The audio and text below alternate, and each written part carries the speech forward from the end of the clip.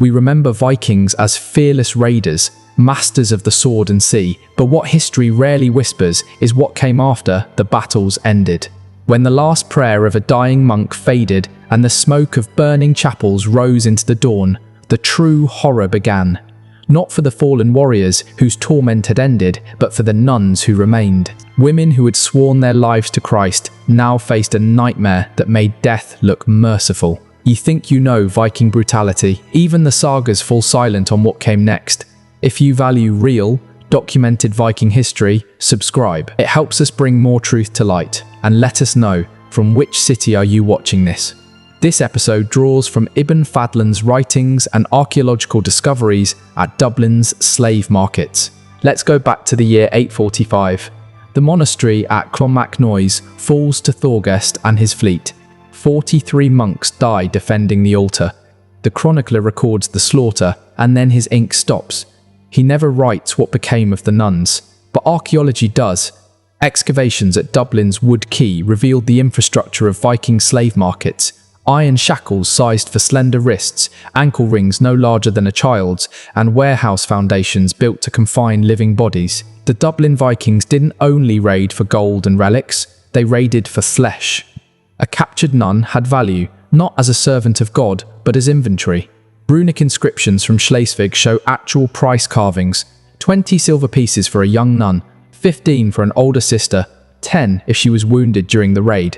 Receipts carved in stone. But here's what the sagas won't say. Being sold was the merciful outcome. In 862, Vikings sacked the monastery at Portmarnock. Irish annals record 47 warriors dead, and then silence. No mention of the nuns taken from the cloisters. But soil samples from nearby bogs reveal another truth. 23 female bodies, everyone showing the same brutal signs: blunt trauma to the skull, defensive wounds on arms, shattered ribs from prolonged assault. These weren't battle deaths, they were ritualized killings, methodical, repeated.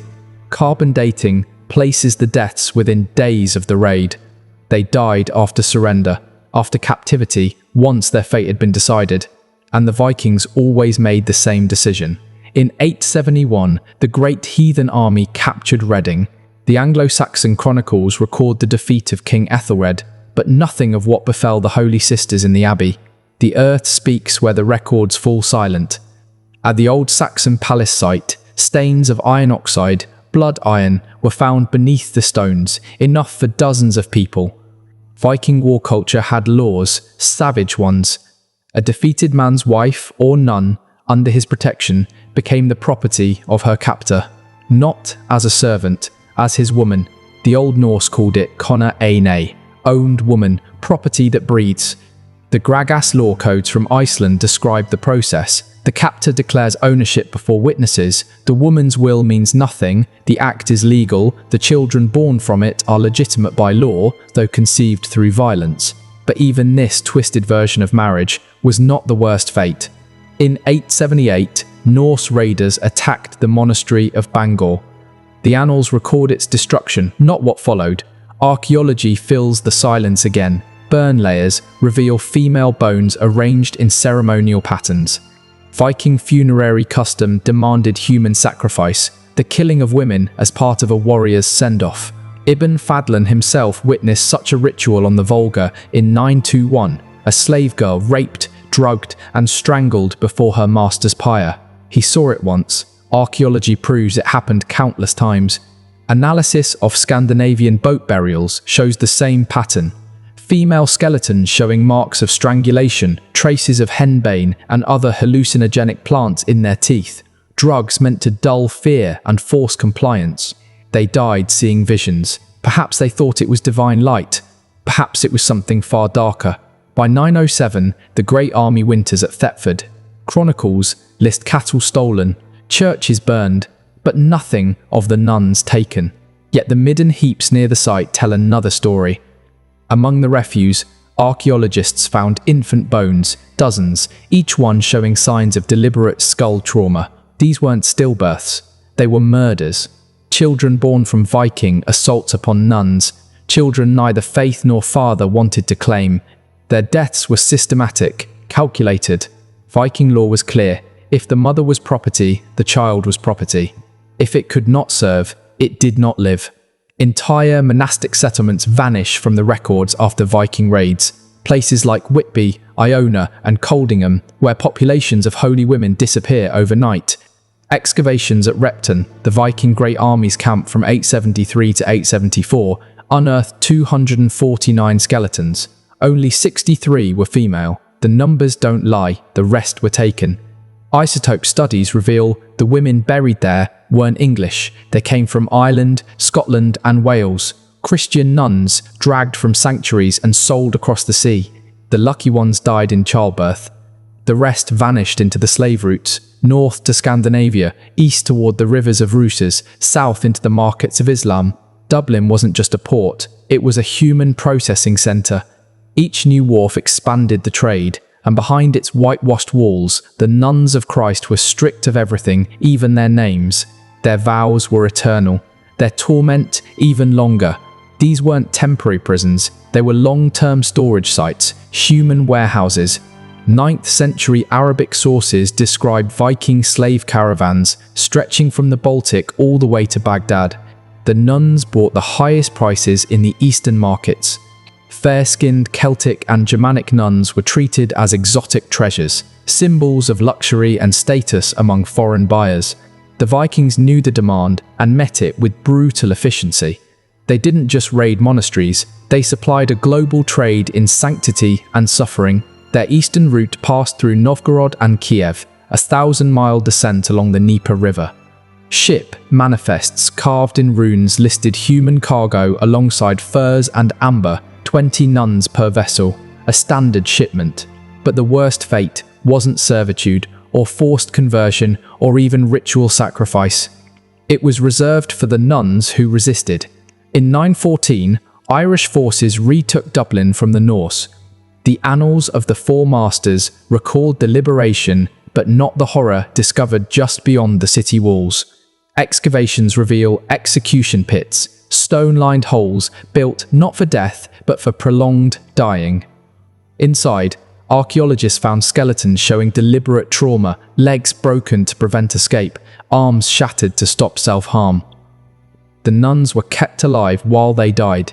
Each pit measured 6 feet deep and 3 feet wide, too narrow to lie down, too shallow to stand. The victims perished in a crouch, over days, sometimes weeks.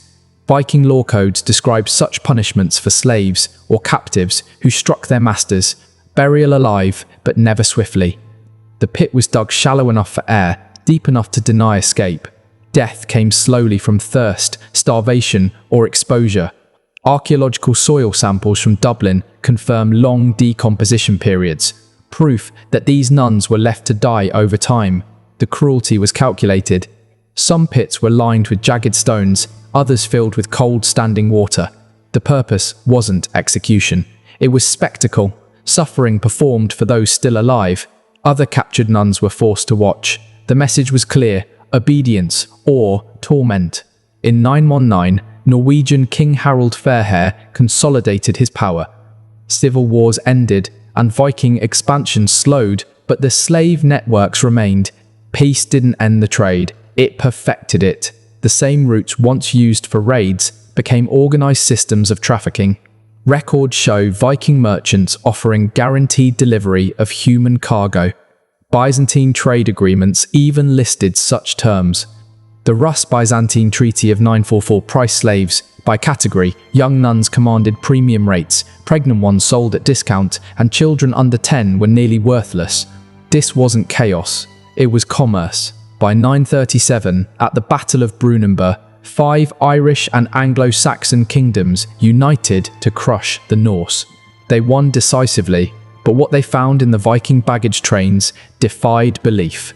Portable breeding pens, iron frameworks designed for living prisoners, chain assemblies small enough for children, mobile slave markets that moved with the army. These pens could be dismantled and rebuilt in hours, modular compounds for long-term confinement. Archaeologists found anchor rings worn smooth by chains, evidence of constant use. The engineering was efficient, systematic, horrifying. The captured nuns were not treated as casualties of war, they were the prize itself. living resources to be collected, processed, and distributed. Viking commerce depended on their forced labor. Spiritual women turned into the machinery of an empire's economy. Archaeological surveys of Norse settlements from Dublin to Hedeby show a consistent pattern. Every major town had holding facilities, every port a processing station. The infrastructure of captivity was everywhere, hidden in plain sight. In 954, when Eric Bloodaxe died at Stainmore and the last Viking kingdom in England collapsed, the system didn't vanish. It changed hands. Christian kingdoms inherited Viking slave networks and repurposed them. Monastic records from the following century list vast numbers of indentured servants. These weren't volunteers. They were rebranded slaves, nuns once seized by Vikings, now serving under Christian masters. The words changed, the chains remained. By 966, with Harold Hardrada's death at Stamford Bridge, the Viking Age in England officially ended, but the graves told a darker story.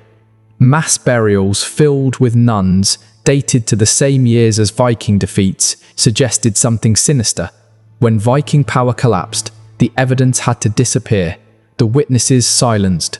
Excavations at Repton revealed a mass grave sealed in 986, containing the remains of 236 individuals, all female, all showing signs of organized execution.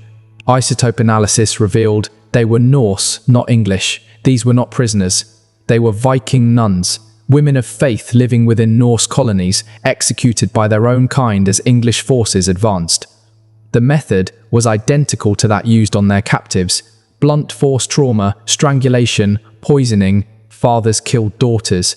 Abbots executed their own novices. Husbands murdered wives.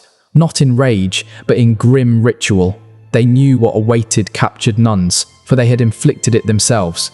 The Repton grave soil analysis showed killings took place over several days. Not a massacre, but an orderly extermination. Among the remains was a skull carved with a runic inscription, Ek Betra Svar. I'm better this way.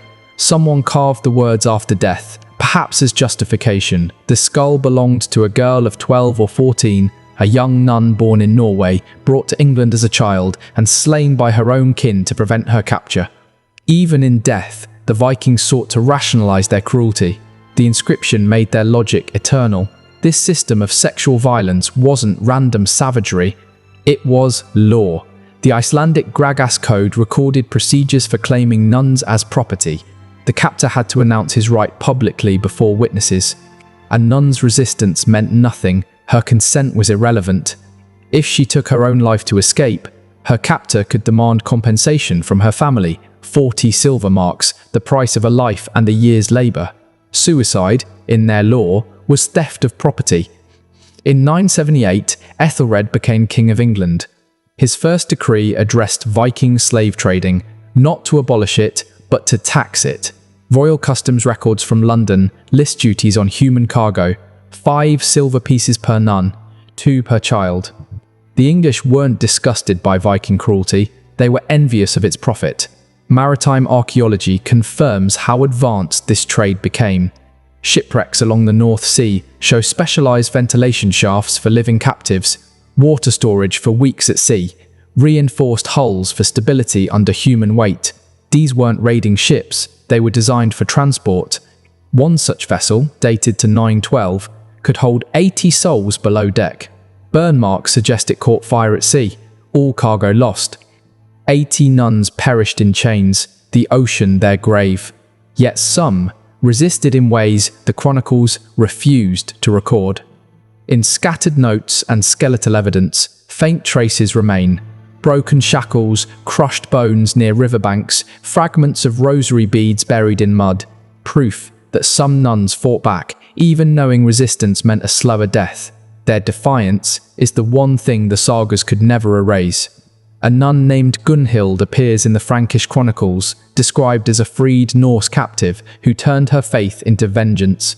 She had once worn chains, now she wore the cross like a weapon. Gunhild knew the Vikings' methods, their roots, their fears. For 7 relentless years, she led her own holy war against them. Frankish sources credit her with burning 12 Viking camps and freeing more than 300 nuns who had been taken from monasteries across the coast. She fought them using their own tactics: surprise raids, night attacks, no mercy, no prisoners. Her final assault targeted the great slave market at Rouen. Contemporary accounts speak of divine retribution, every Viking trader in the city executed with precision. 47 men died the same way, first mutilated, then left to bleed out. After that, Gunhild vanished from the record. But archaeological layers in burned Norse settlements along the Seine tell the rest of her story. Someone was hunting Vikings, someone who knew exactly where to strike and how to make them afraid. The practice of claiming defeated nuns spread beyond Scandinavia. By the 11th century, Norman sources described similar customs in newly conquered England. William's knights received land grants that included all chattels found there. Those chattels included nuns, listed beside livestock and grain. The Domesday Book catalogued it without shame, manor entries recording female dependents as property, valued like agricultural tools. Archaeological studies of Norman castles reveal how this system worked. Beneath the courtyards, stone cells with iron doors and no windows were built specifically for holding nuns. Some could contain 30 at a time. Bone fragments from these sites show infant mortality rates near 100%. The children born in these walls rarely survived. This wasn't neglect, it was policy. A child of forced union was evidence, and evidence was dangerous. Mixed blood meant scandal, liability, and divine shame. Erasure became standard procedure. In 1066, Harold Godwinson fell at Hastings, and England itself became a conquered land. The Norman invasion mirrored Viking custom perfectly. Systematic capture of Saxon nuns, forced marriages to Norman knights, and legal frameworks that redefined assault as holy union. Chroniclers of the time, blinded by victory, called it purification, the civilizing of the Saxon bloodline. But what history calls civilization was, in truth, ethnic cleansing through sexual violence.